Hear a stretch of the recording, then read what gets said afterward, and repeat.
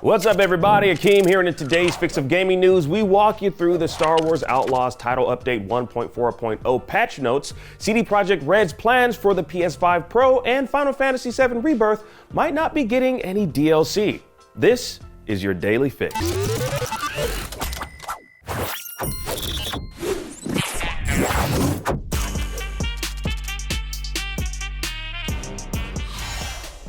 There's a new patch for Star Wars Outlaws, which removes forced stealth missions, improves enemy AI, facial expressions, animations, and more. Now, the most notable for anyone who has played Outlaws is the removal of those required stealth missions, which, if you raised alarms or got caught, you'd have to start all over at a checkpoint. You also have the ability to keep pickup weapons in more situations. Other key updates from the 1.4.0 patch include improved enemy tactical decision-making in combat to encourage more active management of their positioning, decreased enemy damage per shot while increasing the damage cadence increase over time, improved detection signs and feedback of cameras, player state crouch standing is now kept after traversal action, fixed an issue where only one NPC would be alerted when whistling, fixed an issue where the player could remain undetected in high grass while performing aggressive actions, and enabled the use of combat in parts of Syndicate districts. Now, for the full breakdown of the patch notes,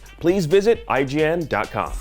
And when it comes to the PS5 Pro and patching games for it, well, CD Projekt Red has confirmed it has absolutely no plans to patch Cyberpunk 2077. In a tweet response to a fan asking if they'd be able to buy Cyberpunk 2077 for the third time for the PS5 Pro with a patch update, the CDPR game account said, quote, "We currently have no plans for PS5 Pro patch. It seems the company would rather focus on other things. Perhaps The Witcher 4, the sequel to Cyberpunk, a new multiplayer Witcher game." The list of projects for CD Projekt Red is very lengthy outside of Cyberpunk 2077. At least Cyberpunk 2077 received a free next-gen update on consoles back in 2022, which allowed players to choose a performance mode targeting 60 FPS in 4K or ray tracing at 30 frames per second. And honestly, makes sense that they won't be patching it for the PS5 Pro. I mean, the game is already dated, so you could cast doubt that there'd be a sudden surge of sales on the slightly better PS5 hardware.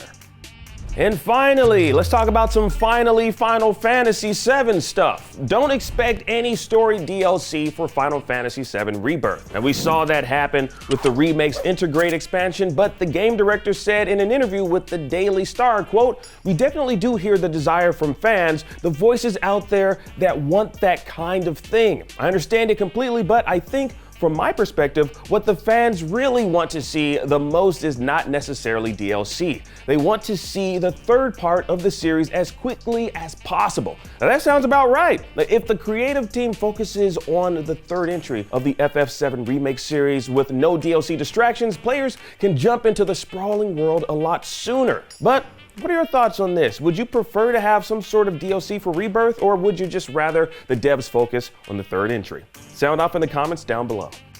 All right, that about does it for your Fix of Daily Fix. You just platinumed it, baby. That's all the games news we have for today. Now that you're caught up on today's news, please check out our previous episode. Download the IGN app on all your devices, and for everything else, stick with IGN.